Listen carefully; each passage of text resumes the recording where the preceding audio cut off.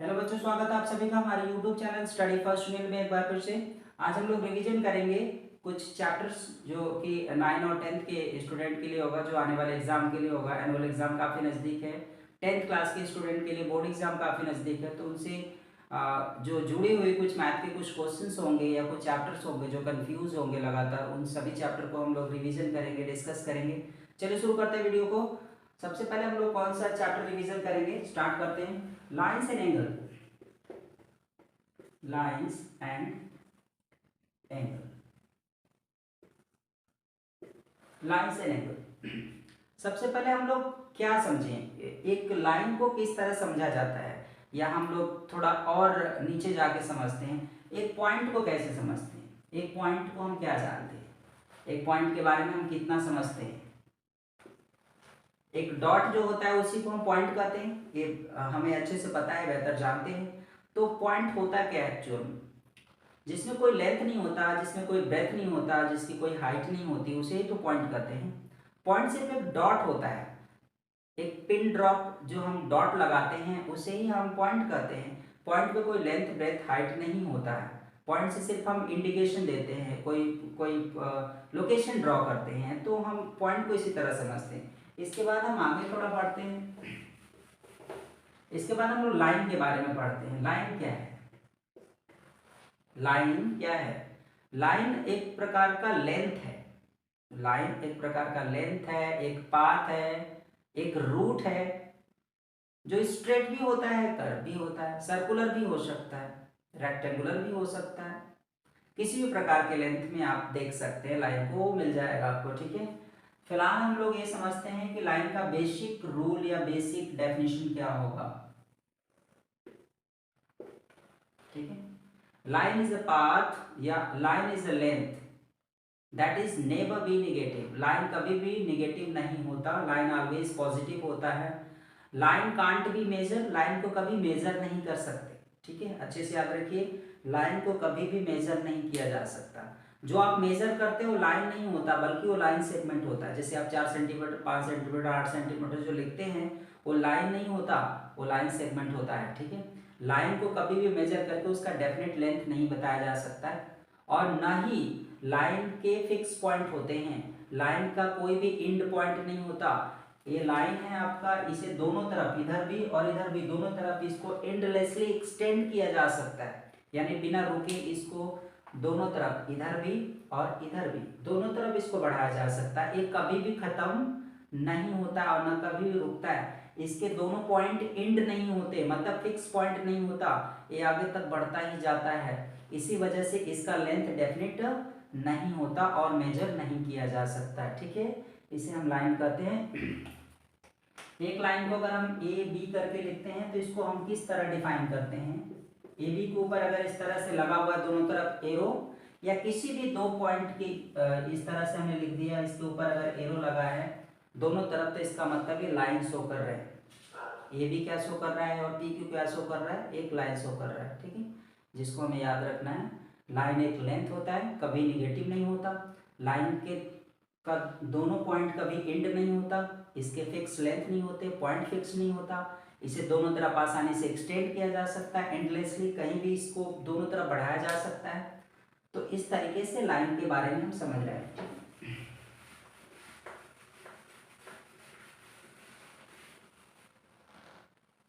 Line हम कई रूपों में देखते हैं। लाइन को जैसे हम स्ट्रेट कह रहे हैं कि लाइन स्ट्रेट होता है, इसके अलावा लाइन पैरेलल भी होती है।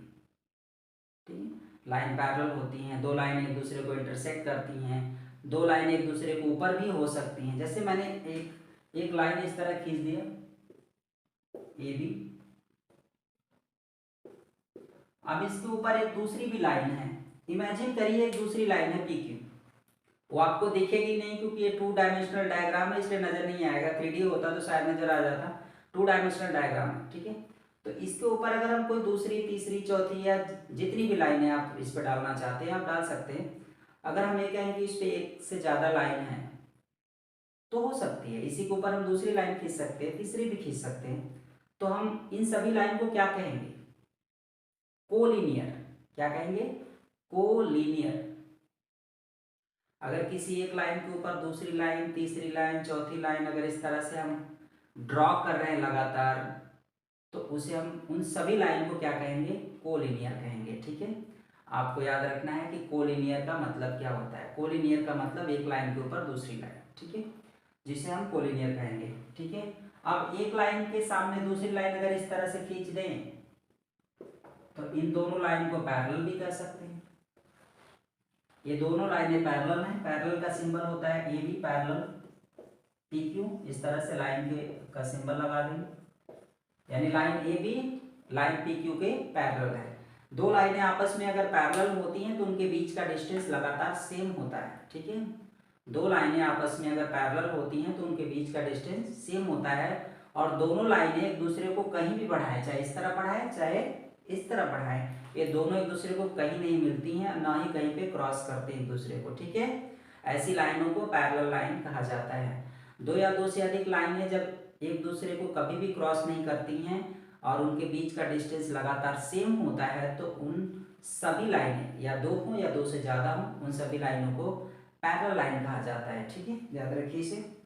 आगे और देखते हैं। इसके बाद लाइनें इंटरसेक्ट भी करती हैं, एक दूसरे को क्रॉस करती है इस तरह से। मान लीजिए एक लाइन है,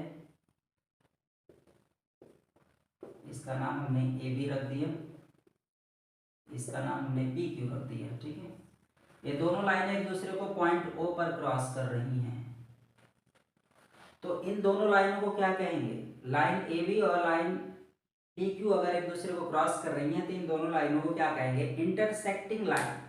इन दोनों लाइनों को इंटरसेक्टिंग लाइन कहा जाता है, यानी लाइन ए बी और line P Q intersecting lines कहलाएंगे। ठीक है, जिन्हें हमें याद रखना है। और जहाँ पे क्रॉस कर रही हैं इसे पॉइंट ऑफ इंटरसेक्शन कहा जाता है। क्या कहा जाता है? Point of intersection. यानी यहाँ पे ए बी और पी क्यू जो है, A B and P Q are intersecting lines and point O is a point of intersection। ठीक है, पॉइंट O को पॉइंट ऑफ इंटरसेक्शन कहा जाता है। ये लाइन के अलग अलग वैरायटीज है जिनके बारे में हम बात कर रहे हैं। ठीक है, इन्हें याद भी रखना है और समझना भी अच्छे से। ठीक है, आगे चलते हैं, हम एंगल के बारे में भी थोड़ा डिस्कस कर लेते हैं। एंगल क्या होता है? इससे पहले हम लोग एक रे होता है वो क्लियर कर लेते हैं, उसी के साथ हम दोनों क्लियर कर देंगे। रे क्या होता है?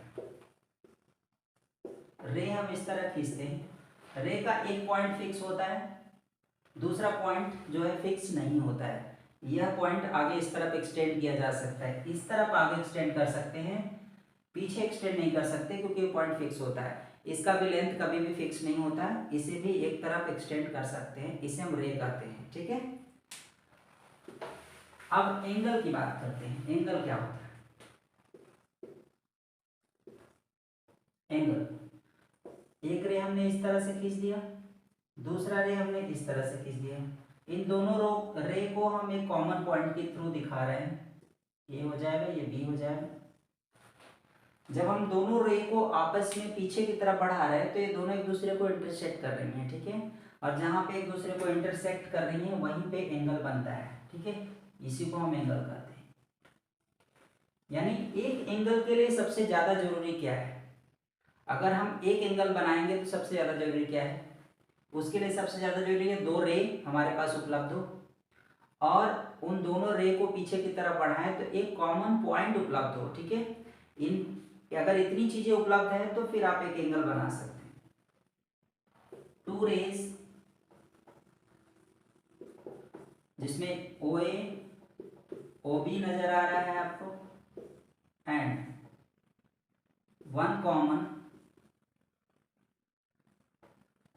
पॉइंट जिसे हम ओ कहेंगे। ठीक है, अगर एक कॉमन पॉइंट और दो रेज हमारे पास मौजूद हैं तो एक एंगल आपको आराम से मिल जाएगा। तो एंगल क्या बन रहा है? एंगल हो जाएगा आपका an angle A O B, या इसे हम लिख सकते हैं बी ओ ए, या फिर हम इसे डायरेक्टली ओ भी लिख सकते हैं, कोई दिक्कत नहीं है। ओ लिखें या ए ओ बी लिखें एंगल को, या एंगल का साइन है एंगल ए ओ बी, या फिर एंगल बी ओ ए, या फिर एंगल ओ, सीधे लिख सकते हैं क्योंकि इसी से मतलब है हमें, यही एंगल बन रहा है। ठीक है, क्लियर। अब ये दोनों रे जो हैं वो इस एंगल के लिए क्या कहलाएंगे, ये दोनों रेज जो हैं एंगल ए ओ बी के लिए क्या कहलाएंगे, आर्म्स कहलाएंगे। आर्म्स, आर्म्स मतलब आप समझिए इस तरीके से ARMS, आर्म्स। ये दोनों रे जो हैं आर्म्स हो जाएंगे एंगल ए ओ बी या बी ओ ए के लिए।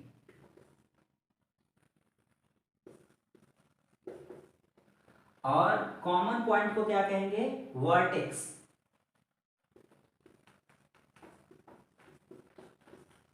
कॉमन पॉइंट क्या हो जाएगा, एंगल ए ओ बी का या बी ओ ए का या एंगल ओ का वर्टेक्स क्या होगा, ओ हो जाएगा, जो ये दिख रहा है जिसको हम कॉमन पॉइंट बार बार कह रहे थे, अब ओ वर्टेक्स हो जाएगा। लेकिन किसका होगा, एंगल ए ओ बी या बी ओ ए का।